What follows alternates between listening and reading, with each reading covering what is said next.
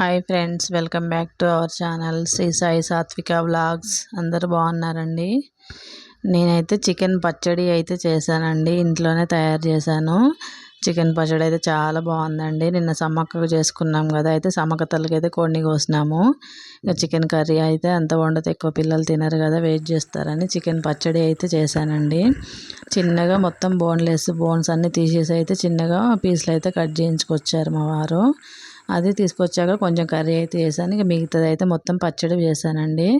అది తీసుకొచ్చిన చికెన్ మంచిగా ఫ్రెష్గా పసుపు ఉప్పు వేసి మంచిగా నీట్గా కడిగేసుకోవాలండి. 2-3 సార్లు కడిగిన తర్వాత ఒక ముగుళ్ళో వేసుకొని ఆ చికెన్ పీసుల్ని మంచిగా నీరంతా ఇంకిపోయేలాగా అయితే ఉడకబెట్టుకోవాలండి. నీరంతా మగ్గిపోయిన తర్వాత అది చల్లారి పక్కకు పెట్టేసుకోవాలి.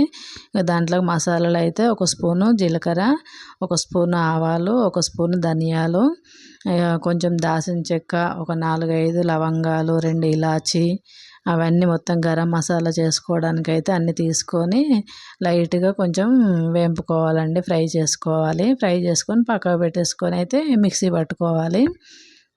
అది పక్కకు పెట్టి మిక్సీ పట్టిన తర్వాత మళ్ళీ అదే ముకుడులో మనం చికెన్ ఫ్రై చేసుకోవడానికి అయితే నేనైతే 1 గ్లాసు పోసానండి ఆయిల్. మనం చికెన్ ఎంత క్వాంటిటీ ఉంటే ఆయిల్ కూడా అంత క్వాంటిటీలో పోసుకోవాలి.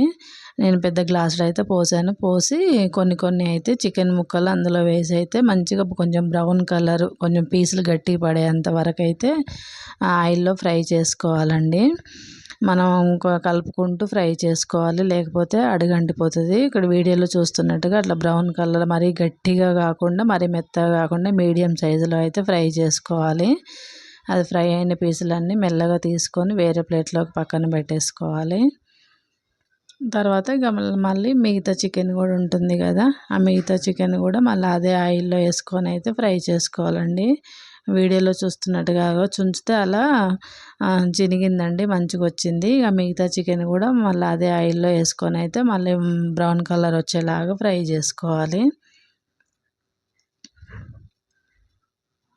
అలా వీడియోలో చూస్తున్నట్టుగా ఇట్లా కట్ చేస్తే మంచిగా చినిగిందండి. పీసు మరీ గట్టిగా లేదు, నమలడానికి ఇబ్బంది పడేలాగా, మరీ మెత్తగా లేదు. మెత్తగా ఉంటే కూడా పచ్చడి తొందరగా పాడైపోతుంది, బూజు వచ్చేస్తుంది. అలా కాకుండా మంచిగా కొంచెం క్రిస్పీగా వచ్చేలాగా అయితే ఫ్రై చేసుకోవాలి. మనం ఫస్ట్ ఫ్రై చేసింది మళ్ళీ సెకండ్ ఫ్రై చేసింది 2 కలిపి మళ్ళీ ఒకసారి ఒక 2 నిమిషాలు అయితే ఫ్రై చేసుకోవాలి. అంతా ఒకే లెవెల్లో ఫ్రై అవుతుంది, ఒకటి మెత్తగా ఒకటి గట్టిగా లేకుండా. మొత్తం చికెన్ అంతా ఇక అలా మొత్తం 2 సార్లు ఒకేసారి వేసి ఒక 2 నిమిషాలు ఫ్రై చేసుకున్న తర్వాత అంతా తీసి పక్కకు పెట్టేసుకొని అదే ఆయిల్లో మనకు పచ్చడికి సరిపోతుంది అనుకుంటేనేమో అదే ఉండనిచ్చుకోవాలి. లేదు ఇంకొంచెం ఆయిల్ వేసుకోవాలి అనుకుంటే మళ్ళీ నేను ఇంకొక హాఫ్ గ్లాస్ అయితే వేసానండి. పచ్చడి కొంచెం మంచిగా ఉంటుంది కదా, ఆయిల్ ఎక్కువగా ఉంటే టేస్ట్ బాగుంటుంది కదా. మరీ ఎక్కువ కాకుండా మరీ తక్కువ గట్టిగా లేకుండా మీడియం సైజుగా ఉంటుంది, బాగుంటుంది. మరి ఆయిల్ కూడా ఎక్కువైతే ఏమి వేయలేదు.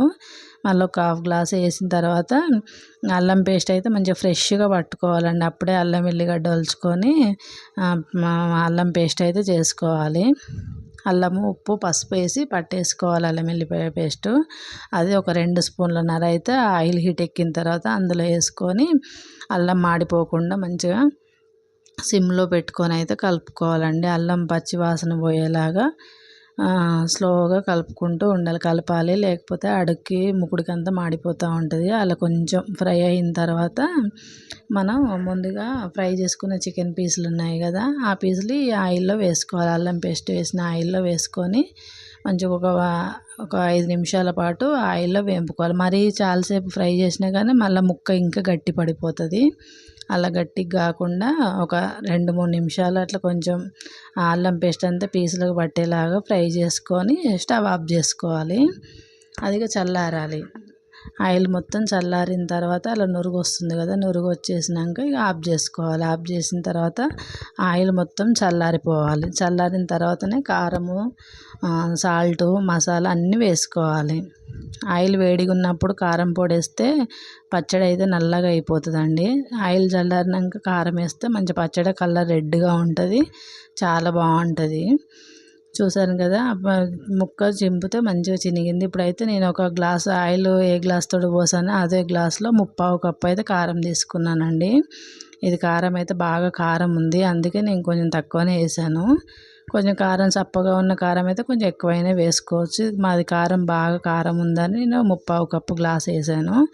అందులో ఒక హాఫ్ గ్లాస్కి కొంచెం తక్కువ సాల్ట్ వేసాను. మరి సాల్ట్ ఎక్కువైతే మళ్ళీ ఇబ్బంది అయిపోద్ది కదా. కాకపోతే మనం తర్వాత టేస్ట్ చూసి తక్కువ ఉన్నా కానీ వేసుకోవచ్చు. ఇంకా మనం ముందుగా ధనియాలు, జీలకర్ర, లవంగాలు అవన్నీ మసాలా ఏంపి పెట్టుకొని మిక్సీ పట్టుకున్నాం కదా పౌడరు, ఆ పౌడర్ కూడా వేసి కారము, ఉప్పు, ఆ గరం మసాలా పౌడర్ వేసి మొత్తం ఆ చికెన్ పీసులకి అంతా కలిపేలాగా మొత్తం వేసుకొని కలుపుకుంటూ ఉండాలి. పచ్చడి అయితే చాలా బాగుందండి. నేనైతే సాయంకాలం పచ్చడి తయారు చేశాను. తెల్లారి మార్నింగ్ అయితే తిన్నామండి. టేస్ట్ అయితే చాలా బాగుంది. సూపర్ కుదిరింది పచ్చడి. మీరు కూడా అందరూ మంచిగా ఇలా ట్రై చేయండి, మీకు నచ్చితే. చాలా బాగుందండి. టేస్ట్ కూడా సూపర్ అద్దుర్సుగా ఉంది. మా ఇంట్లో పిల్లలు, మా వారు అందరు తిన్నారు, చాలా బాగుందని చెప్పారు. ఇక అది మనం ఉప్పు, కారము, మసాలా అవన్నీ పట్టిన తర్వాత ఒక పెద్ద నిమ్మకాయ తీసుకొని ఆ నిమ్మకాయ రసం అయితే నిమ్మకాయ మొత్తం రసం అంతా పిండేసేయాలండి. 2 ముక్కల రసం పిండేసుకోవాలి. పచ్చడి కొంచెం ఎక్కువ క్వాంటిటీలోనే ఉంది కాబట్టి నిమ్మకాయ మొత్తం పిండేసాను. పులుపు అయితే ఏం కాదు, కరెక్ట్గా సరిపోతుంది దానికి ఒక కాయ. చికెన్ ఎంత అంటే 750 గ్రామ్స్ ఎంత అండి, 3/4 కేజీ అంటారు కదా, అంత అయితే తీసుకున్నాము. ఒక నిమ్మకాయ రసం మొత్తం పిండేసాను. టేస్ట్ కరెక్ట్గా సరిపోయింది, మరి పుల్లగా అయితే ఏం కాలేదు. పచ్చడి అయితే సూపర్ టేస్టీగా వచ్చిందండి. నేను ఇప్పుడు ఈ పచ్చడి తయారు చేయడం దీంతో సెకండ్ సారి అండి. సెకండ్ సారి అయినా కానీ చాలా బాగా చేశాను, మంచిగా వచ్చింది.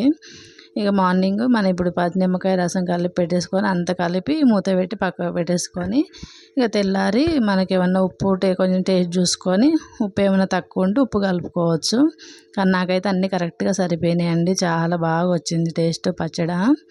ఆయిల్ కూడా కరెక్ట్గానే సరిపోయింది. మరి పచ్చడి అయితే ఏం గట్టిగా అయితే కాలేదు. అన్నీ కరెక్ట్గా సరిపోయినాయండి. చాలా బాగుంది. నేను మా పిల్లలు అయితే మంచిగా ఇష్టంగా తిన్నామండి. నేను కూడా టేస్ట్ చేశాను, చాలా బాగా వచ్చింది. మీకు అందరికీ నచ్చితే లైక్ చేయండి, షేర్ చేయండి, సబ్స్క్రైబ్ చేసుకోండి. Thank you for watching.